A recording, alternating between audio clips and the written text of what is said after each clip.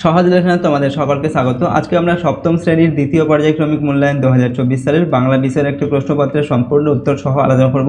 তো চলো এই ভিডিওতে আমরা ক্লাস 7 এর সেকেন্ড ইউনিট টেস্ট 2024 বেঙ্গলি সাবজেক্টের এই প্রশ্নপত্রের উত্তরগুলো দেখে নিই। এই সমস্ত প্রশ্নের পিডিএফ ফাইল আমাদের সহজ লেসন অ্যাপের মধ্যে দেওয়া থাকবে, অ্যাপের লিঙ্ক ডেসক্রিপশন বক্সে দেওয়া আছে। দেখো, এই প্রশ্নপত্রের 1 নম্বর দাগে সঠিক উত্তরটি নির্বাচন করে লিখতে বলা হচ্ছে এবং প্রশ্নের মান হচ্ছে 1 নম্বর করে। 6টি প্রশ্নের উত্তর তোমাদের এখান থেকে লিখতে বলা হচ্ছে। 1 নম্বর দাগে স্মৃতিচিহ্ন কবিতায় নামগুলি ভেসে কোথায় ভেসে যায়? নদীর জলে, পুকুরের জলে, সমুদ্রের জলে না কাল নদী জলে? তো স্মৃতিচিহ্ন কবিতায় নামগুলি ভেসে যায় কাল নদী জলে। 2 নম্বর এফিড উড়বার সময় প্রতি সেকেন্ডে ডানা নাড়ায় 100 বার, 200 বার, 300 বার না 400 বার? সঠিক উত্তরটি 400 বার হবে। অপশন ঘয়েরটা 3 নম্বর স্বদেশী মিটিংয়ের রীতি ছিল নেতাজির বক্তৃতার আগে নজরুলের গান, নেতাজির বক্তৃতার পরে নজরুলের গান, যে কোনো নেতার বক্তৃতার আগে নজরুলের গান, যে কোনো নেতার বক্তৃতার পরে নজরুলের গান। তো সেকালে স্বদেশী মিটিংয়ের রীতি ছিল কি? নেতাজির বক্তৃতার আগে নজরুলের গান। অপশন কয়েকটা হবে সঠিক উত্তর।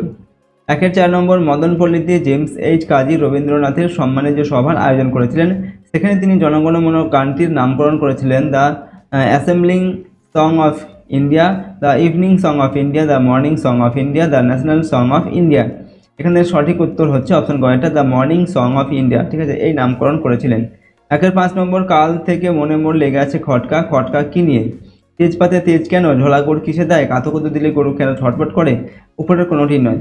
সঠিক উত্তর অপশন গয়টা হবে কাতুকুতু দিলে গরু কেন ছটফট করে। ঠিক আছে, এই নিয়ে খটকা লেগেছে। 6 নম্বর হচ্ছে বর্ষায় আজ বিদ্রোহ করে বুঝি, এখানে কার বিদ্রোহ করার কথা বলা হয়েছে? কিষানের জোড়া দিম্বি, অহংকারী মোশনা, মজা নদী। সঠিক উত্তর হচ্ছে মজা নদী। নেক্সট হচ্ছে 7 নম্বর তোমাদের এখানে যে কোনো 6টা প্রশ্ন উত্তর কিন্তু করতে হবে। ঠিক আছে, কিছু এক্সট্রা প্রশ্ন আমরা দিচ্ছি। দেখো, নিচের কোন কাব্যগ্রন্থটি কামিনী রায়ের লেখা নয়? ছাড়পত্র, মাল্য ও নির্মাল্য, দ্বীপ ও ধূপ, আলো ও ছায়া। তো মাল্য ও নির্মাল্য এটা কামিনী রায়ের লেখা নয়। এরপর গতি শব্দটির প্রকৃত প্রত্যয়, গতি শব্দটির প্রত্যয় বিশ্লেষণ হলো গ যোগ তি, গত যোগ তি, গম যোগ কয়েদের রসিকার, গম যোগ রস্বই। সঠিক উত্তর হবে গম যোগ কয়েদের রসিকার। ঠিক আছে, গতি শব্দের প্রত্যয়। 9 নম্বর তির্যক বিভক্তি কোনটি? কে, র, এর না এ? তো এ হচ্ছে একটি তির্যক বিভক্তি। 10 নম্বর ঝনঝন শব্দটি একটি যৌগিক শব্দ, ধনাত্মক শব্দ, অনকা শব্দ, রূঢ় শব্দ? তো ঝনঝন এটা হচ্ছে একটি ধনাত্মক শব্দ। 11 নম্বর এই কলমে লেখা যায় না, রেখাঙ্কিত পদটির কারক হলো কর্তৃকারক, কর্মকারক, করণকারক না অপাদান কারক? তো এই কলমে লেখা যায় না, অর্থাৎ এই কলমের দ্বারা লেখা যায় না, এটা হচ্ছে করণকারক। 12 নম্বর নিচের কোন বানানগুচ্ছর সবকটি ঠিক? অধঃপাত, অগ্নিসাৎ, সংবিধান, অহরহ। এবার হচ্ছে অহরহ সংবোধন, অগ্নিসাৎ, অহরহ সম্বোধন, বয়ঃসন্ধি, অধঃপাত, অগ্নিসাৎ। তো 4টি অপশন দেওয়া আছে। এখানে বলা হচ্ছে নিচের কোন বানানগুচ্ছর সবকটি ঠিক? এখানে অপশন ঘয়টা সঠিক উত্তর হবে বয়ঃসন্ধি, অধঃপাত আর হচ্ছে অগ্নিসাৎ। এখানে সব বানানগুলো হচ্ছে সঠিক। 3 নম্বর নিচের কোন বানানটি ভুল? অবনী, সূর্য, অর্ঘ্য না কিংবদন্তি? তো কিংবদন্তি হচ্ছে এখানে ভুল বানান হবে। 14 নম্বর নিচের কোন শব্দটি রূঢ় শব্দের উদাহরণ? মণ্ডপ, পঙ্কজ, গায়ক না পরিধি? সঠিক উত্তর হবে পঙ্কজ, এটা হচ্ছে একটি রূঢ় শব্দের উদাহরণ। 15 নিচের কোনটি শব্দ দ্বৈতের উদাহরণ নয়? আলাপ সালাপ, ঝমঝম, যায় যায়, হেসে খেলে? তো এখানে ঝমঝম এটা শব্দ দ্বৈতের উদাহরণ নয়। 2 নম্বর থেকে নিচের প্রশ্নগুলির সংক্ষেপ উত্তর দাও। এখানে 6টি প্রশ্ন তোমাদের উত্তর লিখতে হবে, প্রশ্নের মান 1 নম্বর করে। 2-1 প্রশ্ন রবীন্দ্রনাথ ঠাকুর জনগণ মনর যে ইংরেজি নামকরণ করেন সেটি লেখো। তো রবীন্দ্রনাথ ঠাকুর জনগণ মনর যে ইংরেজি নামকরণ করেন সেটি হলো the morning song of India. 2 নম্বর কৃষকরা কিভাবে ঢেকি চালায়? উত্তর লিখবে কৃষকরা পা দিয়ে ঢেকি চালায়। 3 নম্বর ভালো কথা শুনলে কবিতার লোকটি কি করে? তো ভালো কথা শুনলে কবিতার লোকটি গুছিয়ে নোট বইয়ে লিখে ফেলে। 4 নম্বর ব্যস্ত ঘড়ির কাঁটা কোথায় গিয়ে থেমে গেছে? তো বৃষ্টিমুখর লাজুক গায়ে এসে ব্যস্ত ঘড়ির কাঁটা থেমে গেছে। 5 নম্বর কে বা রক্ষা করে, কি রক্ষা করার কথা বলা হয়েছে? তো নামগুলি রক্ষা করার কথা বলা হয়েছে।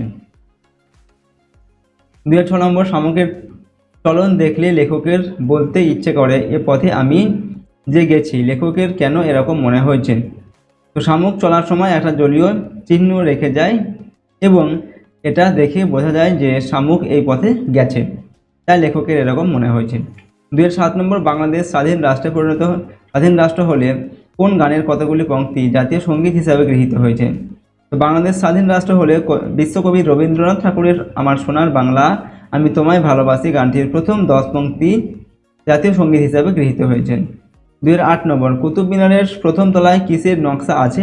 তো কুতুব মিনারের প্রথম তলায় বাঁশি ও কোণের পরপর সাজানো নকশা আছে। ওকে, তো দেখো 2 নম্বর দাগে তোমাদের কিন্তু 6টা প্রশ্নের উত্তর লিখতে বলা হচ্ছে, ঠিক আছে? কিছু অতিরিক্ত প্রশ্ন এখানে দেওয়া রয়েছে, তোমাদের যে কোনো 6টি লিখতে হবে। 2-9 নম্বর প্রশ্ন দেখো, এটিপি এর পুরো কথাটি লেখো। উত্তর লিখবে এটিপি এর পুরো কথাটি হলো অ্যাডিনোসিন ট্রাইফসফেট। এরপর হচ্ছে 2-10 নম্বর, টিয়ার বাড়ির চাকরের নাম কি? টিয়ার বাড়ির চাকরের নাম হচ্ছে বেহারি। মাকুকে ঘড়িওয়ালা কি দিয়েছিল? তো মাকুকে ঘড়িওয়ালা গোলাপি হ্যান্ডবিল দিয়েছিল। এরপর হচ্ছে টাকার যে আমার বড় দরকার, কে কথা বলেছিল? তো হোটেলওয়ালা এই কথা বলেছিল। নেক্সট হচ্ছে সোনা ওর মুখ টিপিয়ে ধরে বলল, চুপ বোকা। টিয়া বোকামি করছে বলে সোনার মনে হলো কেন? তো টিয়া সবার সামনে মাকু যে কলের মানুষ তা বলে দিচ্ছিল, তাই টিয়া বোকামি করছে বলে সোনার মনে হলো। লোকটি চটে গেল, লোকটির চটে যাওয়ার কারণ কি? না, টিয়ার মুখে সঙ্গের কথা শুনে লোকটি চটে গেল। পরের প্রশ্ন দেখো, 3 নম্বর থেকে নিম্নলিখিত প্রশ্নগুলোর উত্তর দাও। এখানে তোমাদের 3টি প্রশ্নের উত্তর লিখতে বলা হচ্ছে, প্রশ্নের মান 3 নম্বর করে, 3 লিখে 9 নম্বর রয়েছে। 3-1 প্রশ্ন, স্মৃতিচিহ্ন কবিতায় কাদের স্মৃতি লুপ্ত হয়ে যায়? কিভাবে এই লুপ্ত হওয়ার ঘটনাটি ঘটে? তো কামিনী রায়ের লেখা স্মৃতিচিহ্ন কবিতায় যারা নিজেদের অর্থ ও প্রতিপত্তি দ্বারা নিজেদেরকে অমর করে রাখতে চায় তাদের স্মৃতি লুপ্ত হওয়ার কথা বলা হয়েছে। কিভাবে এই লুপ্ত হয়ে যাওয়ার ঘটনাটি ঘটে? উত্তর লিখবে পৃথিবীতে কোনো কিছুই চিরস্থায়ী নয়, কিন্তু অনেকে অর্থ ও প্রতিপত্তি দ্বারা স্মৃতিসৌধ বানিয়ে নিজেদের অমর করে রাখতে চায়, কিন্তু সাধারণ মানুষের কথা তারা কখনোই ভাবেনি, তাই কালের নিয়মে সেই সৌধ ধ্বংস হয়ে যায়, সেই কারণে তাদের স্মৃতি লুপ্ত হয়ে যায়। অথবা দিয়ে বলা হচ্ছে, নোট বইয়ে কথক কোন কোন ভালো কথা লিখে রেখেছেন, কথক কিভাবে তার প্রশ্নের উত্তরগুলি জানবেন? উত্তর লিখবে বক্তা অর্থাৎ বাচ্চা ছেলেটি তার নোট বইয়ে নানা ধরনের প্রশ্ন ও উত্তর লিখেছিল, যেমন ফড়িংয়ের কটা ঠ্যাং, আরশোলা কি কি খায়, আঙুলে আঠা লাগলে চটচট করে কেন, কাতকদ্দ দিলে গরু ছটফট করে, ঠিক আছে? এই জিনিসগুলো সে লিখে রেখেছিল। এবার এই কথক তার প্রশ্নের উত্তর কীভাবে জানবেন? না, কথক তার মেজদাকে খুঁচিয়ে এই প্রশ্নের উত্তরগুলি জানবেন। পরের প্রশ্ন 3-2 নম্বর দাগে, প্রাণী মাত্রকেই খাবার সংগ্রহ করতে হয়, গাছ কিভাবে না দৌড়ে তার খাবার সংগ্রহ করতে পারে? তো সবুজ ক্লোরোফিল যুক্ত গাছ সালোক সংশ্লেষ পদ্ধতিতে নিজেদের জন্য খাদ্য তৈরি করে। মূলের সাহায্যে গাছ মাটির নিচ থেকে খনিজ লবণ মিশ্রিত জল সংগ্রহ করে গাছের সবুজ পাতায় পাঠিয়ে দেয়।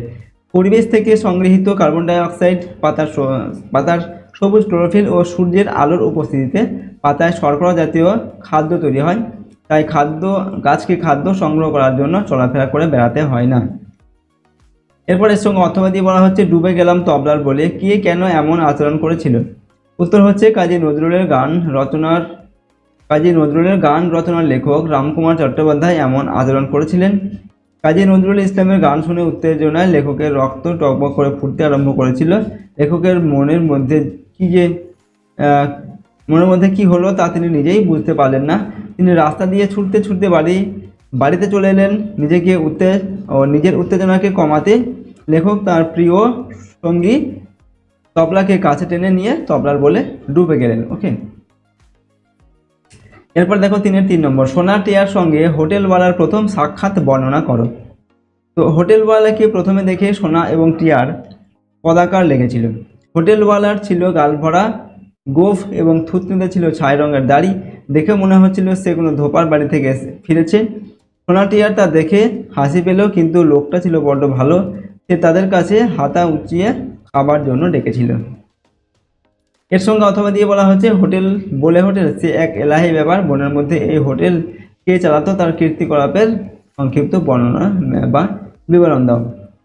তো বনের মধ্যে নটু অধিকারী ওরফে মালিক এই হোটেল চালাতো, ঠিক আছে? তার কীর্তিকলাপ কেমন ছিল? না, সে ছিল সার্কাস দলের অধিকারী, অনেক লোকের পয়সা নিয়ে সে হাওয়া হয়ে গিয়েছিল। তারপর সে হোটেলওয়ালা ছদ্মবেশে বনে থাকতো। সেখানে একটা বিরাট বট গাছের তলায় ছিল তার হোটেল। 3টে পাথর সাজিয়ে তার উপর রান্না করা হতো। গাছের ডাল থেকে বড় লণ্ঠন ঝুলত, গুঁড়ির উপরে কাঁচা কাঠ পেতে লোকে টেবিল বানিয়ে খেতে বসতো। এইভাবে সে পয়সা জমাচ্ছিল তার দেনা মিটিয়ে আবার সার্কাসের দল চালু করার জন্য। 4 নম্বর থেকে যে কোনো একটি বিষয়ে পত্র রচনা করো। প্রশ্নের মান হচ্ছে 4 নম্বর এখানে দেওয়া আছে। তার একের প্রশ্ন, বন্ধু অথবা বান্ধবীকে তোমার জন্মদিনে আসার আমন্ত্রণ জানিয়ে পত্র রচনা করো। তো কীভাবে লিখবে পত্রটা? প্রথমে এখানে নিজের নাম, নিজের ঠিকানা এবং তারিখ লিখবে, ডান দিকে, খাতার ডান দিকে লিখবে। ওকে, এরপর খাতার মা দিকে নিচে এসে প্রিয় বন্ধু লিখে নিজের বন্ধুর বা বান্ধবীর নাম লিখবে। ঠিক আছে, তারপর লিখছে দেখো, প্রথমে তোর জন্য রইল আমার আন্তরিক শুভেচ্ছা ও ভালোবাসা। আগামী 3 আগস্ট, এই তারিখটা তোমরা নিজেদের মতো করে দিতে পারো। ঠিক আছে, আগামী 3 আগস্ট 2024 আমার 13তম জন্মদিন। ওই দিন আমি আমার সকল বন্ধু ও বান্ধবীদের আসার জন্য নিমন্ত্রণ জানিয়েছি। উক্ত জন্মদিনের অনুষ্ঠানে আশা করি কয়েক ঘন্টা স্মৃতিময় অনুষ্ঠানে তুইও উপস্থিত থাকবি, আর এতে আমাদের জন্মদিনের উৎসবটি আরও আনন্দময় হয়ে উঠবে। সার্বিকভাবে বলতে গেলে অনুষ্ঠানটিকে আরও জমকালো এবং আনন্দময় করতে তোর উপস্থিতি একান্ত কাম্য। ঠিক আছে, এরপর লিখবে কি ইতি লিখে নিজের ইতি তোর বন্ধু বলে নিজের নামটা এখানে লিখবে। ঠিক আছে, নিজের যে নাম সেটা এখানে লিখবে। এইভাবে কিন্তু তোমরা এই চিঠিটিকে লিখবে এবং তারপর খাতার বাঁদিকে নিচে এসে নিজের বন্ধুর নাম, নিজের বন্ধুর পুরো ঠিকানা এবং তারিখ লিখবে। ঠিক আছে, এইভাবে করে কিন্তু তোমরা পত্রটিকে লিখবে। এর সঙ্গে তোমাদের আরেকটা রয়েছে 4 2 নম্বর দেখে, যে কোনো একটি বিষয়ে পত্র তোমাদের লিখতে হবে। এখানে বলা হচ্ছে বিদ্যালয়ে অনুপস্থিত জনিত ছুটি মঞ্জুরের আবেদন করে প্রধান শিক্ষককে চিঠি লিখুন। এটা কিভাবে লিখবে? মাননীয় প্রধান শিক্ষক মহাশয়, আর যদি শিক্ষিকা হয় শিক্ষিকা মহাশয়া লিখবে। এরপর নিজের স্কুলের যে নাম সেটা লিখবে এবং স্কুলের পুরো ঠিকানাটা লিখবে। ঠিক আছে, নিজের স্কুলের পুরো ঠিকানা, তারপর তারিখ লিখবে। এরপর বিষয় হচ্ছে কি অনুপস্থিত জনিত কারণে ছুটি মঞ্জুরের আবেদন। ঠিক আছে, সরি, অসুস্থতা জনিত কারণে ছুটি মঞ্জুরের আবেদন। তুমি অসুস্থ ছিলে, তার জন্য স্কুলে যেতে পারোনি, সেই হিসাবে তুমি একটা পত্র লিখবে। ওকে, এরপর লিখবে মহাশয় অথবা মহাশয়া। শিক্ষক হলে মহাশয় লিখবে, আর শিক্ষিকা হলে লিখবে মহাশয়া। আমার বিনীত নিবেদন এই যে আমি শ্রী অরুণ বিশ্বাস, এখানে নিজের নামটা লিখবে। ওকে, আপনার বিদ্যালয়ের 7ম শ্রেণীর একজন ছাত্র, রোল নম্বরটা দেবে এখানে, সেকশন থাকলে সেকশন লিখবে। গত 20 জুলাই থেকে 24 জুলাই পর্যন্ত এখানে যে ডেটটা আমরা দিয়েছি, এটা ডেটটা তোমরা চাইলে পরিবর্তন করে দিতে পারো। ওকে, জুলাই পর্যন্ত প্রবল জ্বরে আক্রান্ত হওয়ার কারণে আমি বিদ্যালয়ে অনুপস্থিত ছিলাম, সুতরাং উক্ত 5 দিন ছুটি মঞ্জুর করে আমাকে বিদ্যালয়ে নিয়মিত ক্লাস করার অনুমতি দিলে কৃতজ্ঞ থাকবো। ওকে, এভাবে তোমরা এই পত্রটিকে লিখবে। তারপর ডান দিকে করবে ইতি আপনার একান্ত অনগত ছাত্র, নিজের সম্পূর্ণ নামটা এখানটায় লিখবে। ঠিক আছে, এইভাবে তোমরা এই পত্রটিকে কিন্তু লিখতে পারো এবং নিজের পুরো নাম লেখার পর নিচে তোমার যে ক্লাস, রোল নাম্বার অথবা যদি তোমার সেকশন থাকে সেগুলো কিন্তু লিখে দেবো। ওকে, এইভাবে কিন্তু পত্রটিকে লিখবে। তো দেখো, আজকের এই ভিডিওতে আমরা ক্লাস 7-এর সেকেন্ড ইউনিট টেস্টের তোমাদের বেঙ্গলি সাবজেক্টের একটি কোশ্চেন পেপার সম্পূর্ণ উত্তর সহকারে আলোচনা করলাম এবং এই প্রশ্ন উত্তরগুলো খুবই গুরুত্বপূর্ণ তোমাদের সেকেন্ড ইউনিট টেস্টের জন্য। সুতরাং প্রশ্ন এবং উত্তরগুলো অবশ্যই তোমরা ভালোভাবে কিন্তু প্র্যাকটিস করে নেবে। আর যদি আমাদের চ্যানেলে নতুন হয়ে থাকে, চ্যানেলটিকে সাবস্ক্রাইব করে রাখবে এবং বেল আইকনে প্রেস করার পর অল অপশনটিকে সিলেক্ট করবে। ভিডিওটিতে অবশ্যই লাইক করবে, ভিডিওটি বন্ধু বান্ধবীর সঙ্গে শেয়ার করবে এবং কমেন্ট বক্সে নিজেদের মতামত অবশ্যই লিখে জানাবে। আর এই সমস্ত প্রশ্নোত্তর পিডিএফ ফাইল আমাদের সহজ লেসন অ্যাপের মধ্যে দেওয়া থাকবে। অ্যাপের লিঙ্ক ডেসক্রিপশন বক্সে দেওয়া আছে, সেখান থেকে তোমরা ভিডিওর পাশে কিন্তু পিডিএফগুলো পেয়ে যাবে। তো চলো, আজকের এই ভিডিওটিকে আমরা এখানে শেষ করছি। সম্পূর্ণ ভিডিওটি দেখার জন্য অসংখ্য ধন্যবাদ।